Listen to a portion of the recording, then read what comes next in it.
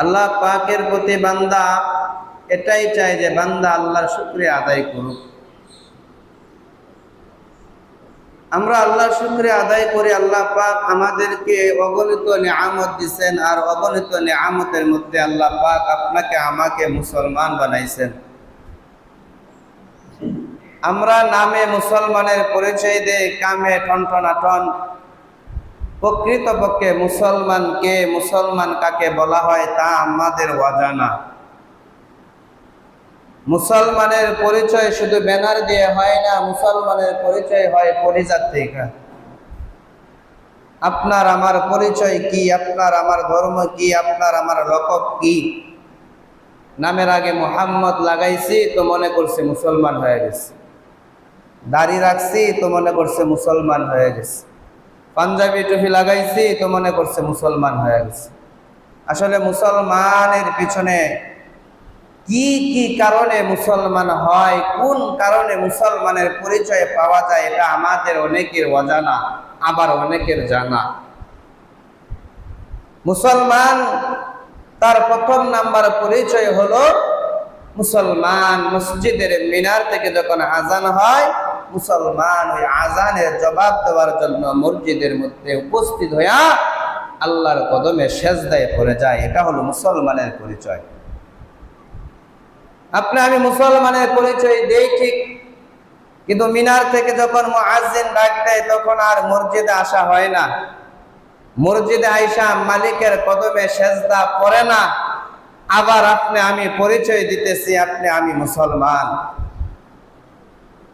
মসজিদের আজান যখন হয়ে যায়, আল্লাহ পাকের করা নির্দেশ, আজান হয়ে গেছে, তোমার সমস্ত কাজ তুমি বন্ধ করো, আমার ডাকের জবাব দাও, আমার ডাকে সাড়া দাও।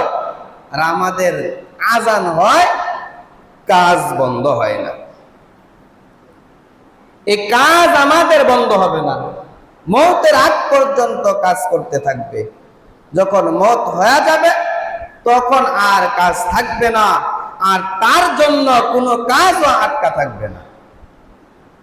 আজকে আপনি মারা যান, আজকে মরে যান, আপনার গরু, আপনার বিবি, আপনার সন্তান, আপনার ঘর, আপনার জমি, আপনার ব্যবসা, আপনার বাণিজ্য, আপনার চাকরি, আপনার সমাজ, আপনার রাজনীতি, আপনার যে কোনো কাজ, সমস্ত কাজ চলবে, কোনো কাজ বন্ধ হবে না। আপনি নাই তাহলে বোঝা যায় আপনি না থাকলেও সমাজের সম্পূর্ণ কাজ চলবে। আপনি যেদিন মারা যাবেন ওই দিনও আপনার সন্তানের পেটের মধ্যে খানা ঢুকবে। আপনি যেদিন মারা যাবেন ওই দিন আপনার বিবিও খানা খাবে। আপনি যেদিন মারা যাবেন আপনার বাবা থাকলে আপনার বাবাও খানা খাবে। আপনি যেদিন মারা যাবেন আপনার মা জীবিত থাকলে সেও খানা খাবে। আপনি যখন মারা যাবেন আপনার বন্ধু, যে বন্ধু আপনার সারা এক কাপ চা খাইতো না, আপনাকে সারা এক লুকমা খাবার খাইতো না, একসাথে ঘোরাফেরা, একসাথে চলাফেরা, ওই বন্ধু খানা খাবে। তাহলে দেখেন আপনি একটু চিন্তা করে আপনি তার কতটুকু আপন। সে আপনাকে সারা খানা খাইতেছে। যেদিন আপনি মারা গেলেন ওই দিন আপনার ঘরেও আগুন জ্বলে, আপনার ঘরেও খানা আসে, আপনার আওলাদেরও খানা খায়। তাহলে আপনি কিসের ফিকির করতেছেন, কিসের চিন্তা করতেছেন, কিসের কাজের দোহাই দিতেছেন? আজকে আপনি মারা যান, আপনার গৃহস্থী আটকে থাকতো না, আপনার ফসল খেতে থাকবে না, এটা তুলার লোহের অভাব নাই। কিন্তু আপনার প্রশ্নের জবাবটুকু, যেই জবাব কবরে নিয়ে যাওয়া দরকার, আল্লাহর কাছে যে জবাব নিয়ে যাইবেন সেই জবাবটুকু আপনার হাতে নাই, ওই চিন্তাটা করে না। কিন্তু আপনার আমার চিন্তা শুধু দুনিয়ার ফিকির, দুনিয়ার ফিকির নিয়ে, দুনিয়ার টেনশন নিয়ে চলতেছে। দুনিয়ার ফিকির করতে যাইয়া আমার নামাজ তরাক হইতেছে, ফজর যাইতেছে, জোহর যাইতেছে, আসর যাইতেছে, মাগরিব যায়, এশাও চলে যায়। আক্ষেপও নাই, আফসোসও করে না কপাল পুরা যে আমার তো ফজর ছুটে গেল, আমার জোহর ছুটে গেল, আমার আসর ছুটে গেল, মাগরিব চলে গেল, এশাও চলে গেল। এই নামাজগুলো ছেড়ে মানুষ কিভাবে ঘুমায়, তার চোখে ঘুম কিভাবে আসে। আকাবেররা একটা তাহাজ্জুদের নামাজ যদি কাজা হইতো রাতের বেলা ঘুম হইতো না, তাহাজ্জুদের নামাজ কাজা হইলেও রাতের বেলা ঘুম হইতো না। আমি কেন তাহাজ্জুদের নামাজটা পড়তে পারলাম না, আর আপনি ফজর নাই, জোহর নাই, আসর নাই, আপনি কেমনে ঘুমান? হ্যাঁ, ঘুম ধরে কেমনে? চিন্তা করা দরকার, ফিকির করা দরকার। এজন্য এখনো সময় আছে, এখনো সময় আছে নিজেকে প্রস্তুত করার, এখনো সময় আছে নিজেকে গঠন করা, যে আমি আমাকে প্রস্তুত করব কি জন্য? ওই অন্ধকার কবরের জন্য। তসবিহ পড়েন না হলে, এই যে নাম কি বয়ানাস, তো তসবিহ পড়েন হারাম, নিষেধ, একটা মাসালা।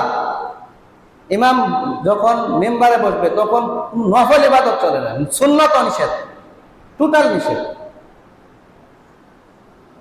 কুরআন তেলাওয়াত নিষেধ, জিকিরও নিষেধ, ইবাদত নিষেধ, কারণ এটা বড় আমল। এ জায়গায় দ্বীনের আলোচনা হয়, দ্বীনের কথা হয়, কুরআনের কথা হয়, এটা শোনা ফরজ। মানে ইলম শিক্ষা করা ফরজ, এটাও একটা ক্লাস, এটা ইলম শিক্ষার একটা রাস্তা। যে এটা মাসালাগুলো মনে রাখবেন। আমরা সারা সপ্তাহ মোতালা করি, কোরআন হাদিস রিসার্চ করে আপনাদের দুটারটা কথা শোনাই দ্বীনের জন্য। কবরের কিছু খোরাক, ওই কবর থেকে কিভাবে বাঁচা যায়, ওই জিনিসগুলো আমরা প্রকাশ করি, বলি। আর ওইটি যদি আপনারা না শোনেন তাহলে তো আমাদের প্রয়োজন নাই। হাইট দাওয়াজ করুন যাব,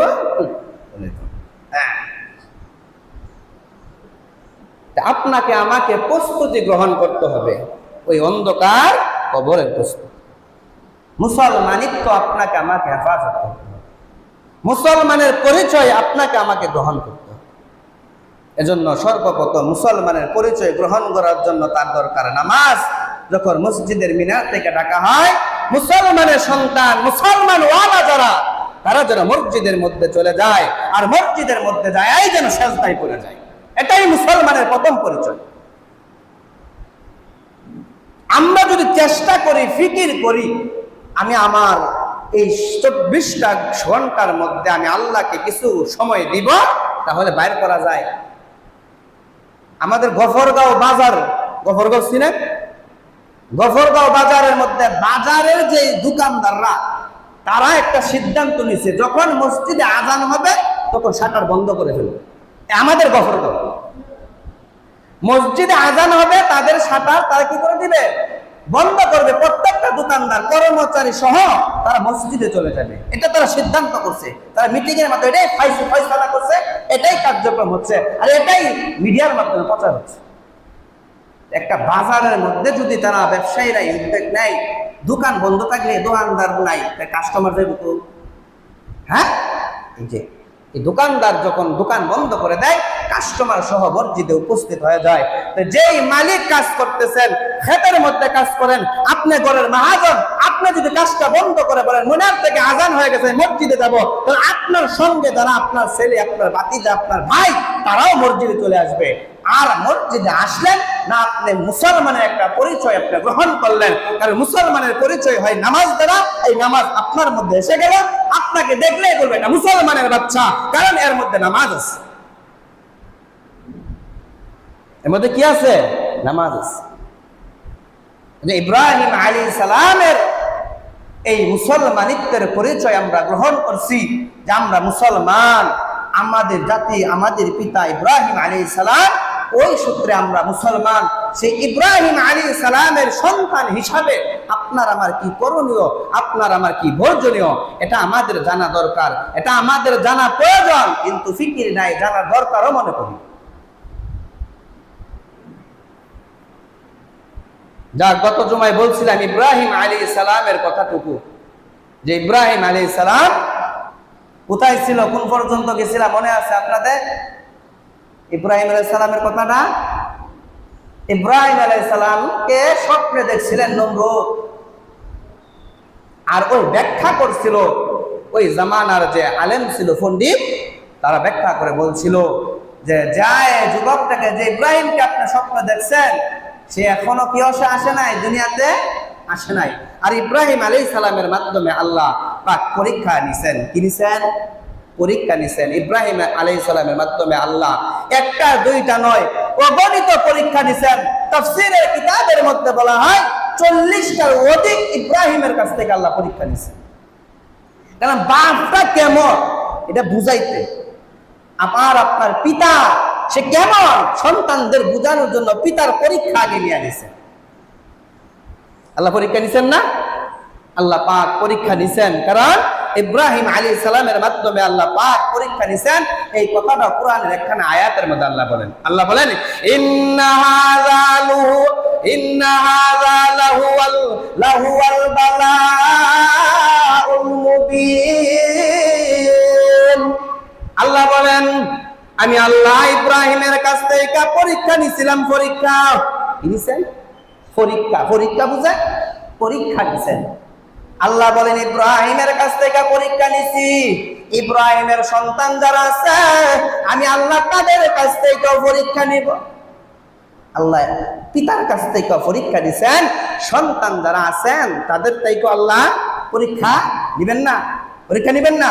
আল্লাহ এই কথাটা একটা আয়াতের মধ্যে বলেন। আল্লাহ বলেন কি ওয়ালানাবলুওয়ান্নাকুম বিশাইইম মিনাল খাউফি ওয়াল জু'i ওয়া নাকসিম মিনাল আমওয়ালি ওয়াল আনফুসি ওয়াত থামারাত ওয়া বাশশিরিস সাবিরিন আল্লাযীনা ইযা আসাবাতুহুম মুসিবা ক্বালু ইন্না লিল্লাহি ওয়া ইন্না ইলাইহি রাজিউন। ও আমার বান্দা বান্দি, আমি তোমার কাছ থেকেও পরীক্ষা নেব। ইব্রাহিমের কাছ থেকেও পরীক্ষা গ্রহণ করছি, তোমার থেকেও পরীক্ষা গ্রহণ করব। তবে ইব্রাহিমের সঙ্গে তোমার পরীক্ষা মিলবে না, ইব্রাহিমের সঙ্গে পরীক্ষা তোমার মিলবে না। তোমার পরীক্ষা কেমন হবে জানোনি? আমি আল্লাহ তোমারে ভয় দিয়া পরীক্ষা নিব, ক্ষুধা দিয়া পরীক্ষা নিব, রোগ দিয়া পরীক্ষা নিব, অভাব দিয়া পরীক্ষা নিব। আমাদের ক্ষুধা আসেনি? ক্ষুধা লাগে না? অভাব নাই? অভাব আছে না? ক্ষুধাও আছে, অভাবও আছে, রোগও আছে, মুসিবতও আছে, ডরও আছে। ভূমিকম্প হয় না, তুফান হয় না, ঝড় হয় না, বন্যা হয় না? হ্যাঁ, আল্লাহ বলে ওয়ালানাবলুওয়ান্নাকুম বিশাইইম মিনাল খাউফি ওয়াল জু'i ওয়া নাকসিম মিনাল আমওয়ালি ওয়াল আনফুসি ওয়াত থামারাত। আমি তোমারও পরীক্ষা নেব। তাহলে ইব্রাহিমের পরীক্ষাও নিছেন, আমাদের পরীক্ষাও আল্লাহ নিবেন। ইব্রাহিম আলাইহিস সালামের পরীক্ষা জন্মের আগের থেকেই নেওয়া শুরু হয়ে গেল। নমরুদ যখন স্বপ্নের ব্যাখ্যা চাইলেন, তখন স্বপ্নের ব্যাখ্যার মাধ্যমে বলতেছিলেন, ওই পণ্ডিত যারা ছিল তারা বলে যে শুনো, যেই ছেলেটার চিন্তা ফিকির তুমি করতেছ, ওই ছেলেটা এখনো আসে নাই, তবে আসার সম্ভাবনা আছে। তবে ওই ছেলেটারে কিভাবে আটকানো যায়? ওই ছেলেটা যদি আসে তাহলে তো আমার এই রাজত্ব নষ্ট করে দিবে, আমার এই মসনদ আমি যে বলছি আমি খুদা, এই খুদাগিরি সে নষ্ট করে দিবে, তাহলে তো মুসিবত। অতএব পরে কিভাবে আটকানো যায়, ওর জন্য ওই নমরুদ বাটপারে আবার নতুন কইরা একটা কমিটি গঠন করলো, আবার একটা মিটিং করলো। কি যে ওই যে ছেলেটা এসা আমার সিংহাসন ভেঙে ফেলবে, আমার সোনার মুকুটটা ভেঙে ফেলবে, আমাকে যে ধ্বংস করে দিবে, সে যেন না আসতে পারে, তাকে আটকানোর কি ব্যবস্থা করা যায়, আরে আটকানোর কি রাস্তা। তখন সমস্ত মন্ত্রী পরিষদ আবার একটা মিটিং এ বসলেন।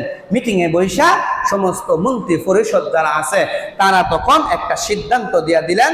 তারে কি করলেন?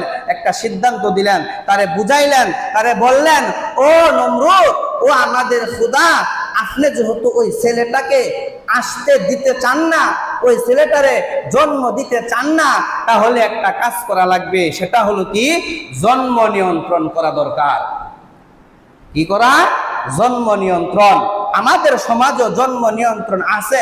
এই জন্ম নিয়ন্ত্রণের প্রতিষ্ঠাতা হইল মিস্টার ইবলিস, নমরুদ। ওই নমরুদ থেকে জন্ম নিয়ন্ত্রণ চালু হইল। তখন সে জন্ম নিয়ন্ত্রণ করবে, জন্ম নিয়ন্ত্রণের আইন তখন পাশ করে দেবে। তবে আমাদের সমাজও যারা জন্ম নিয়ন্ত্রণ করতে যাইয়া ওই ছোট ছোট সন্তান, গর্ভের সন্তানগুলোরে যারা মেরে ফেলে, যারা ওই সন্তানগুলোকে নষ্ট করে ফেলে, তাদের ব্যাপারে আল্লাহ আয়াতের মধ্যে একটা কথা বলে। তাদের ব্যাপারেও একটা আয়াত আল্লাহ কোরআন শরীফে নাযিল করেছেন। আল্লাহ বলেন কি, ওয়ালা তাকতুলু আওলাদাকুম খাশিয়াতা ইমলাক। আল্লাহ কয়, ওয়াবাদের তাড়নায়, সংসারের তাড়নায়, যৌবনের তাড়নায়, মানুষ কি বলবে সেই চিন্তায় সাবধান, তোমরা তোমাদের সন্তানগুলোকে মেরো নাও, গর্ভের সন্তানগুলোরে তোমরা মেরে ফেলো নাও।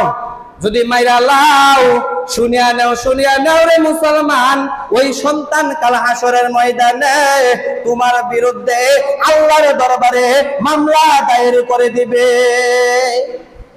যারা এই সন্তানগুলোকে ব্লাড কন্ট্রোল করে, যারা জন্ম নিয়ন্ত্রণ করে, এই ফেমিকম আরো অনেক জাতীয় ট্যাবলেট আছে, এই জাতীয় ট্যাবলেট খায়া যে সমস্ত নারীরা, যেই সমস্ত মহিলারা বাচ্চা নিয়ন্ত্রণ করতেছে, স্বামী তাকে উদ্যোগ দিতেছে, সুযোগ করে দিতেছে, ওই সমস্ত নারী, ওই সমস্ত পুরুষ, এরা কবিরা গুনায় যুক্ত, কবিরা গুনাহ করতেছে। এরা জন্ম নিয়ন্ত্রণের কোন বিধান ইসলামে নাই। জন্ম নিয়ন্ত্রণ কেন করবে? জন্ম নিয়ন্ত্রণ করছে কেডা? নমরুদে। যারা ওই অনুসরণ করে, ওই নমরুদের কথা যারা অনুসরণ করলো, তারাই কেবল জন্ম নিয়ন্ত্রণ করতেছে। আর এই জন্ম নিয়ন্ত্রণ করা একটা গুনাহ। আল্লাহ নির্দেশ দিয়ে বলতেছেন, তোমরা কি করো না? সন্তানদেরকে হত্যা করো না। ওয়ালা তাকতুলু আওলাদাকুম খাশিয়াতা ইমলাক নাহনু নারযুকুহুম ওয়া ইয়্যাকুম। তুমি কেন মারবা? রিজিকের জন্য মারবা। তুমি কি খাওয়াইবা? তোমার চাকরি নাই, কি খাওয়াইবা? তোমার জমি নাই, কি খাওয়াইবা? লালন পালন কেমনে করবা? এই চিন্তার কারণে তুমি সন্তান মেরে ফেলবা, এই চিন্তার কারণে সন্তান তুমি নষ্ট করে ফেলবা। আল্লাহ পরের অংশে জানায়া দেয়, নাহনু নারযুকুহুম ওয়া ইয়্যাকুম। এই চিন্তা তোমার না, এই চিন্তা হইলো আমার। খাওয়ানোর চিন্তা তোমার না, খাওয়ানোর চিন্তা হইলো আমার। তোমারও যদি খাওয়াইতারি, তোমার গর্বে থেকে যেটা আইব, এইটারও কিন্তু আমি আল্লাহ খাওয়াইতারি। তাহলে তুমি কেন বাচ্চা নষ্ট করবা? আল্লাহ নির্দেশ দিয়া দেয়, নাহনু নারযুকুহুম ওয়া ইয়্যাকুম। আমি আল্লাহ রিজিক দিব, তোমার নষ্ট করতে হইব না। আল্লাহ অন্য আরেকটা আয়াতের মধ্যে বলে, ওয়ামা মিন দাব্বাতিন ফিল আরদি ইল্লা আলাল্লাহি রিজকুহা।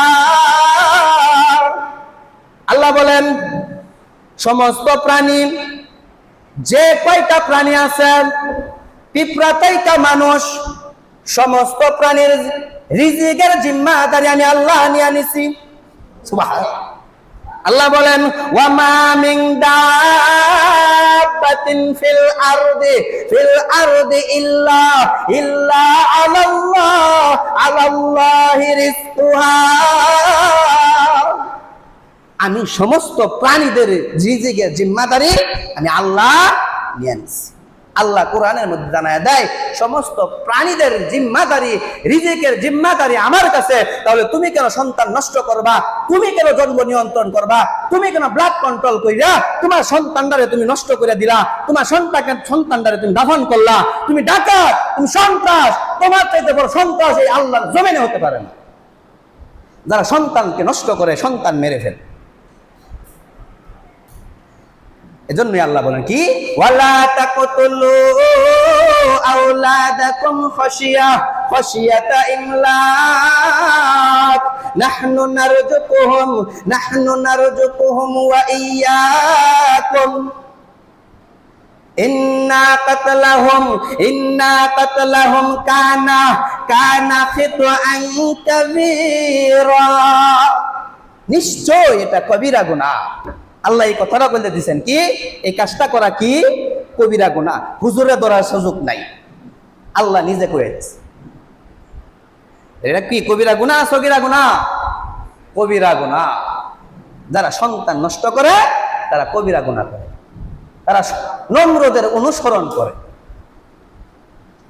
রিজিকের চিন্তা আপনার করা লাগবে, রিজিকের টেনশন আপনার না, রিজিক দিবেন একজন, তিনি কে? আল্লাহ। তুমি আমি কেন সন্তান নষ্ট কইরা এই পাপের কাজটা করতাম? হ্যাঁ, এই কাজ করা যাবে। নবীজি হাদিসের মধ্যে বলেন, আল্লাহর নবী হাদিসের মধ্যে বলেন, ও আমার উম্মতের দল, তোমরা ওই নারীটাকে বিবাহ করবা, ওই নারীটাকে তোমার ঘরের মধ্যে আনবা যে নারী বেশি সন্তান জন্ম দেয়। কেডা কইছে কথাটা? কেডা কইছে? নাম ধরি না, কেডা কইছে? আল্লাহর রাসূল। কে বলছে? আল্লাহর রাসূল। যে কি তোমরা কি করবা, একটা যে সন্তানরা তোমরা যে বিবাহ করবা, কোন নারীরে বিবাহ করবা এটাও নবী বলতেছেন, যেই মহিলা বেশি সন্তান জন্ম দেয় ওই মহিলাটাকে তোমরা কি করবা? বিবাহ করবা। কথাটা কার? আল্লাহ আল্লাহ রাসূলের। কার কথা? আল্লাহ রাসূল। আল্লাহ রাসূল বলেন কি তাজাওয়াজুল ওয়ালুদা ওয়া তানাসালু।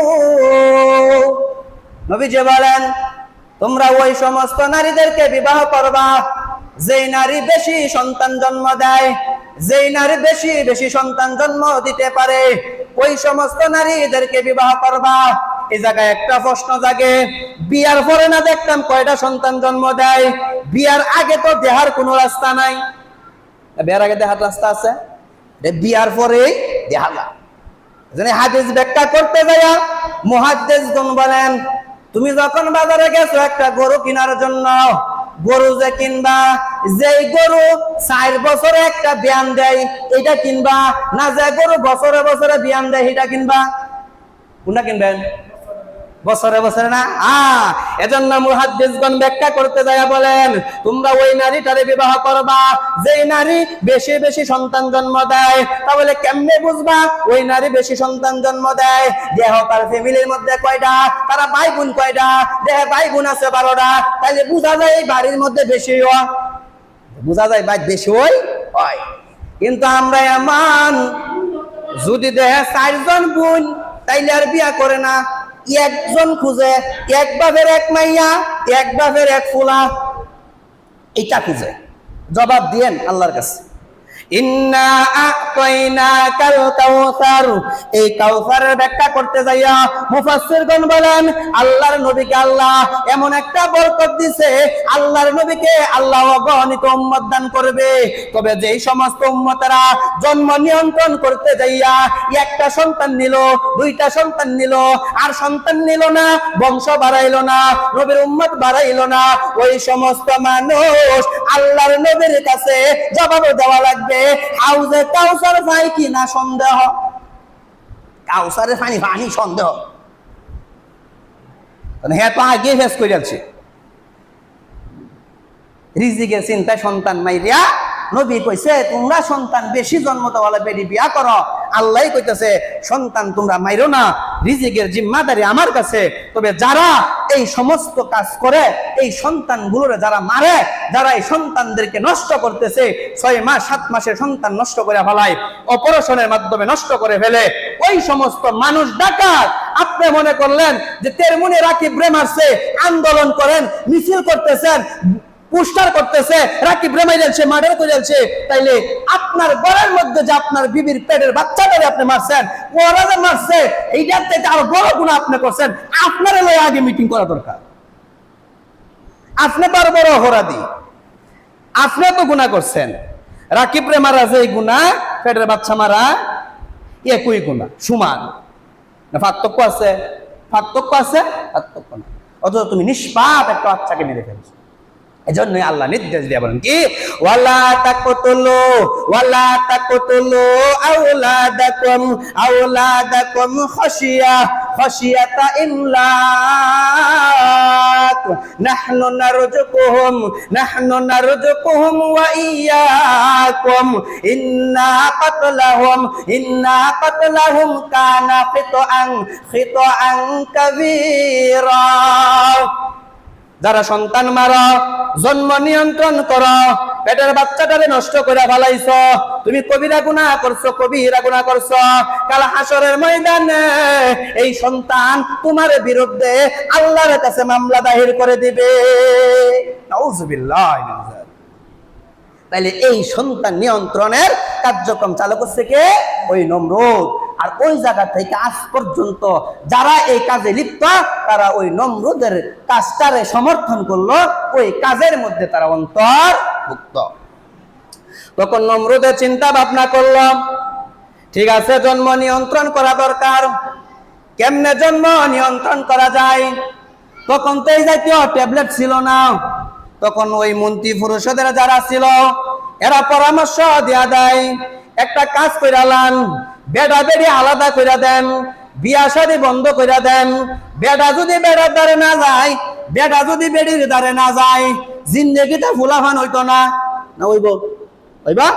হইতো না। বেড়া বেড়ির দ্বারে গেলেই কিন্তু ফুলাফান হয়।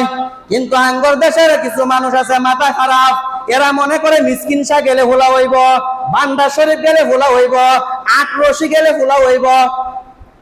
এমন কিছু মুখ আছে, এমন কিছু লোক মূর্খ, যারা মনে করে ফিরের দ্বারে গেলে কি হইব, বাচ্চা। আসল যেন হেন যায় না, যায় ঘুরে ফিরে দরবারে।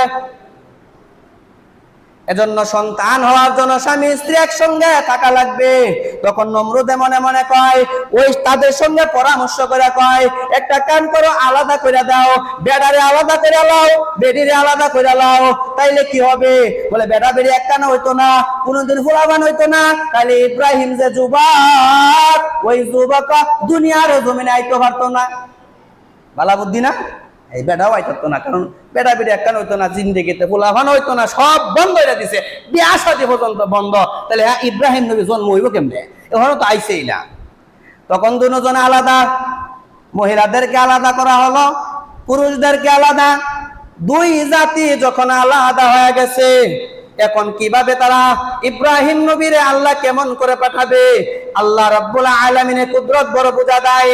আল্লাহ রাব্বুল আলামিন ওই যে আজর যে আছেন, তারেক যে আছেন, আঙ্গর দাদা লাগে। কি লাগে? দাদা। মানে আঙ্গর ইব্রাহিম আঙ্গর আব্বা লাগলে আব্বার বাপ তো আঙ্গর দাদা হই না। ওই যে আঙ্গর দাদা লাগে আজর, তারে স্বপ্নে যুগে দেখায়, সে তার বিবিরে সুন্দর সুন্দর পোশাক পরনেওয়ালা নতুন বিবির মতন সাইজা খালি দেখে, আয়ো তারা ডাকতেছে, তারা দেখে আজর রে দেখে, তাড়াতাড়ি আয়, সুন্দর পোশাক পরিয়া, নতুন পোশাক পরছে বিবি, সব নতুন পোশাক। বেটার মাথা ঠিক আছে? বেটার মাথা ঠিক নাই। তখন ভাবতেছে কি করি, সব ঘুমাইতারে না, চোখ লাগলেই দেখা গেলে বেডি, চোখ লাগলেই দেখা গেলে বেডি। এই অবস্থায় হ্যাঁ চিন্তা ভাবনা করছে যে এখন কি করি, বউয়ের কথা বারবার মনে পড়তেছে। তখন চিন্তা ভাবনা করছে যাই কেমনে, হ্যাঁ আমি হইলাম পাহারাদার, আমি যদি জায়গাতে কেউ হয় না। তখন মনে মনে ভাবতেছে যে দেখ, আমি তো দেশের মন্ত্রী, আইন আমি বানাইছি, আমি যদি আইনের উপরে চলি তো অসুবিধা না, আল্লাহ কইদা কারে আনে। তখন ওই আজর এর মনের মধ্যে বিবির নিশা ঢুকছে। কার নিশা? বিবির নিশা ঢুকে গেছে। এখন কি করবে? এই নিশা নিয়ে আসে জেলখানার মধ্যে বসে রয়েছে, পাহারা অবস্থায় বসে রয়েছে। কেমন ভাবে সে বিবির কাছে যাবে, কোন কৌশলে তার বিবির কাছে সে যাবে, এমন নিশা তার মাথার মধ্যে ঢুকায় দিছে আল্লাহ। ওই দিকটা বিবিরও একটা নিশা ঢুকায় দিছে, দুজন নিশায় আক্রান্ত হয়ে গেছে। হ্যাঁ চাই জামাই রে, জামাইও চাই বউ রে, এমন একটা হালত। কিন্তু দুইজন দুই জায়গার মধ্যে। আল্লাহ পাক এই দুইজনকে কিভাবে আবার